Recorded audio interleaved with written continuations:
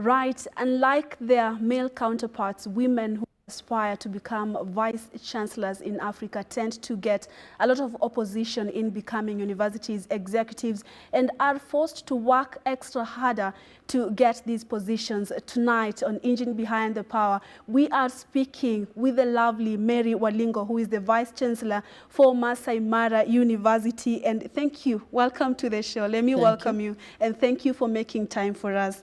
Mary, allow me to begin by asking you, off air you were telling me that your last born is my age mate. What's the secret? You know, you look very young. What's the secret for that? Is it education? Because you are a professor and we'll be talking about your papers, but what's basically the secret? Yeah, the secret is Christ. Okay. Yes, because I always get my strength from the Bible. It says that them that wait upon the Lord shall renew their strength. That's my secret. And not overindulging. You just have to do what is right, eat right. I see in modern days there's a craze to lose weight. I remember what the African woman looked like. Maybe you don't know because you are still young, heavy, like myself. You eat the right foods. That's all about it. Mm-hmm. All right. And again, reading also keeps you young because your mind is very active. Yes. Eating the right way, reading. Yes. Makes you young. All right, now let's get straight to our interview. You are, apart from being the Vice Chancellor for Masai Mara University, would you tell us a little more about yourself? What more don't you know about Mary Walingo? Well, I don't know how much you know, but I want to tell you that I'm a full professor. That's what people say. Though at the university is just professor of food and nutrition. I've trained so many people in this country. And every office I get into, I find somebody who knows me. I don't know them. I have also won an award, Elder of the Burning Spear. That's a presidential award for being the first top female scientist in this country. That was the first time the project was initiated. I have done a lot of innovations. Right now at the university, there's an innovation which we are just in the process of patenting, where we are recycling sewage water and using it for irrigation. And we have established a very, very good botanical garden that is anchored in herbal medicine. Mm-hmm. Yes. And you are a full professor, you have a PhD in food and nutrition, and your bias is on food security. We will be getting to that because food security is part of 4 agendas for the Jubilee administration. But how did you find yourself, because you are more biased on food security, but now you are the Vice Chancellor for Masai Mara University. How is the journey like? How did you find yourself being the Vice Chancellor for Masai Mara? Maybe a little more explanation on what exactly happened. Yeah, before Masai Mara University, I was the Deputy Vice Chancellor in charge of Administration and Finance at Masai University for 2 terms. What I realized is that many times females fear applying for some of these positions, and you can't get there unless you try. Now, to be a professor requires publications. I have published papers in some of the top journals, what we call refereed journals. You can get me on Thomson Reuters, where a few of us actually try to get into. So you must balance your time between your family and time between books and also for yourself. Because so, you have to be human anyway. Tell us, how do you balance that time? You know, balancing time between your books, your family, because you have children, and once again, you've written so many papers. Someone will be asking, where do you get all that time from? You've published more than 50 papers, the one that at least I know. So where did you get the motivation from? Let's begin from there, because you really are a professor and you read a lot and you've done so many innovations. Let's begin with the kind of motivation. What really motivated you into saying, you know what, I'm going to pursue education and I'm going to align myself with issues to do with food and nutrition? Now, for publications, I had a principal then in Maseno University who kept on singing to us that you publish or perish. And that is the life of an academician at the university. And when you write a paper and is accepted in some of these top journals, it gives you a satisfaction that you cannot explain. And it motivates you to even write more. And it gives you more knowledge that you are going to discuss with your students in class. Because I don't believe in the use of these yellow notes that many of us use. You must challenge yourself and also challenge the students you are dealing with. That is the motivation. And particularly food security. Maybe I tell you a story. I went to high school here in Nairobi. I was at the Kenya High School. Now I was admitted to take science courses, that is botany, zoology. But I kept on asking myself, what can I do? I liked FAO, Food Agriculture Organization programs. So I decided to shift to food and nutrition, and I have no regrets. That is a course where you touch lives. There are so many hungry people, and actually I don't believe that anyone should be hungry in this area. In this era, we have enough food, especially if we apply the right technologies and if we follow our policies. We'll be getting to the fact that you're saying we have enough food, and we know in some parts of the country there are people dying. Mm-hmm. But let's now talk about your journey to Masai Mara University. When you applied for the position and you got the job, how was the reception like, especially from the community? You know, when you talk about university, we have so many people who are involved, from the comrades themselves, the community members. How was it like? Really, I had no problem with the community. I had no problem with the staff. I got in. But as you get to a place as a lady or a woman, there are so many other challenges you have. Because there's been this feeling that maybe you can or you can't for the woman. So you have to put in double effort to prove to the entire world that you can. And if you look at Kenya, the most performing universities have been led by women. And I'm not shy to mention Professor Olive Mugenda. We all see what she has done. And she's also well published. So we can. And I want to urge my female counterparts, when these positions come up, let them apply and get there. It's not that they don't know. They know, but there's always that feeling that maybe I can't. So sometimes you have to override your thoughts until you get there. And Prof, we've not seen so much issues come from Masai Mara University. Maybe for other professors who are watching, because most of the times here there is a strike by comrades, if I may call them that. What's the secret? How have you been able to bring the students together and also the staff together, as you say, the community together? What's the secret for that? The secret is engaging everyone. We have engaged our students so much in more of mentorship programs. At one time, we had to take the student union to the UK to learn how student politics are run. And they came back and have been ambassadors in training the other students on what it means to be a student leader, because all those strikes begin with the leadership. Once they impress what leadership, positive leadership is, then you move the institution. And I want to commend our students. They are good students, and many times when they go for interviews, they actually get those positions. We are just a young university, about 6 years old, but they get those positions. I remember there were interviews in one of the TV stations, I may not say it here, but our student was taken. At first it was like this in a small university, how will he compete against the others? But he came up top in that cohort.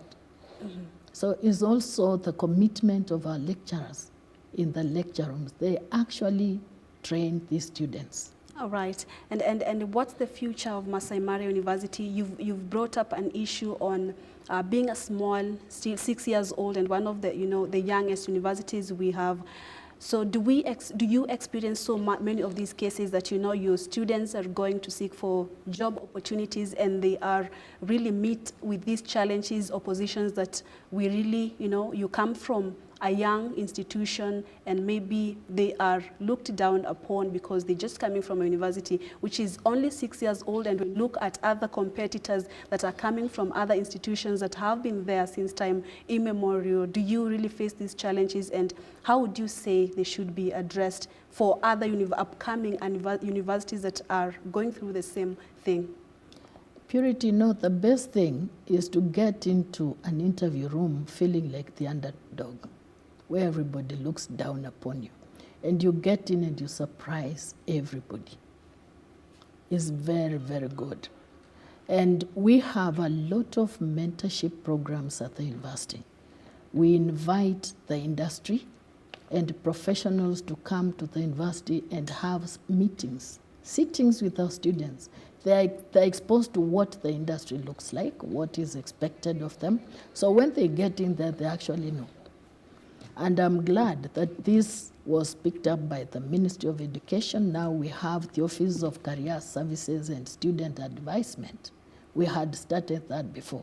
And again, the most important is the support we get from our mother ministry. We have a lot of support from our Ministry of Education, from University Education's department. It's very important. And we do a lot of consultation with this ministry. And then our staff are always willing to get out of the way to look for attachment for these students, even for short periods. Like I'm not shy to tell you that I want to bring my students here also to get this exposure. All right. Yes. The boss is watching. I'm glad. That's what I would say for now. I'm but glad. There are so many issues when we talk the education sector, because as a vice chancellor of a university, so many issues regarding education sector. Maybe the latest issue, of course, we all know what the education ministry talked about, the help defaulters, they should be arrested and all that. Maybe what's your voice on that? I would want to, my own personal view would be that we try and get these graduates do something. And we have changed our position at the university. What we are telling our students is we are not training you for the local market alone. We are training you for the international market. And what is difficult in our youth is the feeling that you are being trained for employment within government or wherever. But we are now building the entrepreneurial skills through exposure. We have so many of them who have started very successful businesses. They're now employers. We are doing those tracer studies and we see they're doing very well in the market. Mm-hmm. Yeah.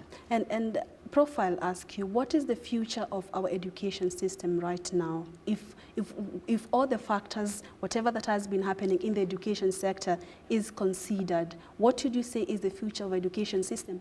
In regard to that, I'll ask you, do you feel, because most of the times the employers will say that the universities are really bringing to them half-baked, you know, graduates. And at the same time, so what would you say on that? Do you feel that also the primary schools and the high schools are to blame? Do they prepare students well for universities? And also the fact that there is so much complaint that universities are really bringing out half-baked graduates. What is the whole issue? Why is the blame game? I think this is a time when all levels of education, right from primary, need to have a conversation on the way forward. We get these students after they have gone through primary and secondary education. We have them at the university for only 4 years. So unless we sit and have conversations with the lower levels, we'll still continue to blame each other. But I personally don't believe that our students are half-baked. We have taken so many students to those international universities and they come up top. I really don't believe that what is being said about universities. We give them enough exposures, at least I know for our students. We expose them to what they are supposed to know. We are training students, for example, in journalism and media. And we have been taking them to studios like these ones. I know my students have been here. And during practical times, they come to do the exams, practical exams in these studios. So it's just giving them the right exposure. That is one. Number two, we have to think seriously about building infrastructure in the universities. Because student numbers are going up. I don't believe they're going down. Because if I ask you how many sat for KCSE last year, there are so many, over 500,000. Where are they going to? So the numbers are going up. We need to innovate at the university level and see how we are going to build skills of the Kenyan people for the development of the country. And Prof, as we wind up, I'll ask you, what is this one thing that you would say as a university, Masai Mara University, you can take pride in since you joined Masai Mara University as the Vice Chancellor, and you've well put it that the community and the staff worked well with you. What is this one thing that you would say I'm proud of, and what is the future of the university? I'm proud of Masai Mara University. And you told me off cuff that you have never been there. You only need to get to the gate and you know you are getting into a university. I think we are the only university that has a highway next to KU, I think. You enter in on a tarmac, you leave on a tarmac through the gate with security checks at the gate. That's one that we have done. I joined that university in 2014. We have also built a hostel. The only hostel I found there was for males. Now I have a complete hostel for female students. It can take up to 1,000 students.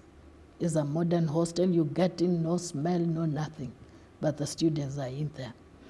We have also built the Botanical Garden through a collaboration with the Chinese Academy of Sciences, and we are doing research together with our partners from Wuhan Botanical Garden. We have also built a tuition block, and this is sponsored. The hostel and the tuition block are supported by the government of Kenya. We get a lot of support from them. And our postgraduate lecture rooms are modern. I have not seen such in any of the public universities. So far, we are building lecture theaters, not lecture rooms. There's a difference. The lecture theaters are going to be completed by June this year, and they can take up to over 1,000 students in one sitting. Besides that also, we are building a factory. We have already sourced for funds to construct a factory that is going to deal with herbal products. Instead of buying them from China or wherever you want to buy them, we are going to sell those products to you through this factory. And that is going to be constructed at a cost of 1.2 billion shillings. And besides just the products, that is a training for our students in the School of Science, because they'll just have live practicals in there. Besides that also, we are building the science laboratory complex for all our science units, also at a cost of 1.2 billion shillings. So I'm really proud of that, and because of the progress and developments that are in the university, we are beginning to see a shift in the movement of academic staff. We are now attracting some of the top academicians. Many professors want to come to us on their sabbatical leaves. And that is really a plus for the university. That's right. And as we wind up, Prof, maybe you would leave us with a few tips, especially for women. You know, when we started this show, you said that women still struggle to get to these executive positions. So what are some of the tips? You say that you don't give up, but what exactly do we have a few tips on what, as women, because I'm also looking forward to these positions, but what do we need to know as young women out here in Africa, in Kenya, that for us to get to these high-ranking positions, even as men, we are still talking about 2/3 gender bill that has not, is yet to be amended. What exactly do we need to know and do as young women? Purity, as a young woman, I believe you have a dream. It starts with a dream. You must know exactly what you want to do. in life, and that applies to anybody. And focus on what you want to be. For example, I would ask you now, as Purity, a young girl, what do you want to be in the future? Focus on it and work towards it. Because if your attention is diverted to so many things, you'll never get to where you want to be. And push. It also applies to men, right? Yes, everybody. That's what I mean, yes. Yeah. And push. Pushing and Yes. focusing on what you want. And build your networks. All right. Very important. Very important. Yes. Thank you so much. Professor Mary Walingo, Vice Chancellor, Masai Mara University, thank you so much for your time. Thank you so much for this conversation. Personally, have learned a lot, quite a lot, and I'm also wishing the Masai Mara University students all the best. Thank you. And also your leadership, all the best. Thank you. All right, and many thanks for staying with us here at Channel 1 on Engine Behind Power. We had the lovely Mary Walingo, the Vice Chancellor of Masai Mara University, who has just given us some hint on how to oppose the, to really go through these challenges that especially women in Africa go through before they could get to these high-ranking positions. That's it from this end, but up next is business news, and also we'll be getting sports news later with Edward Kabasa, so stick with us.